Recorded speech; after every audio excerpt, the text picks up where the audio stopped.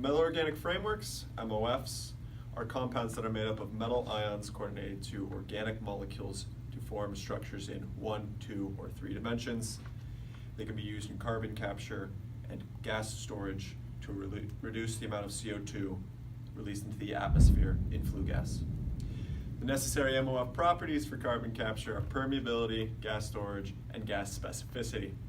And MOF's gas specificity efficiently separates CO2 out of the flue gas. CO2 is bad for the environment, so it is important to carefully select an MOF that has a high capacity for CO2 capture. A tank with MOFs can actually hold a greater amount of gas than an empty tank, and this is because of the high porosity and the large surface area to volume ratio. It is also important to have the correct working temperature.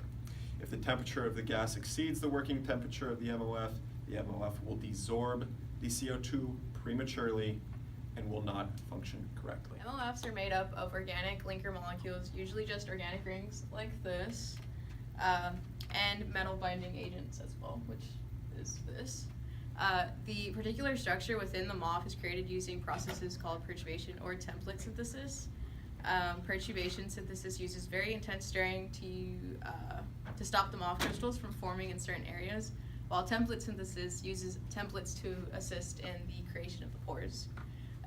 Within these pores, certain elements are inserted, such as xenon, which allow the MOF to selectively absorb CO2 from flue gas. By changing the substitution in the crystalline structure of the MOF, the specificity of the MOF can be changed drastically. The pores create a very large surface area per unit volume. In fact, MOFs can be up to 80% of just empty space. The crystal structure allows the flue gas to permeate into the material and the CO2 to absorb in the structure.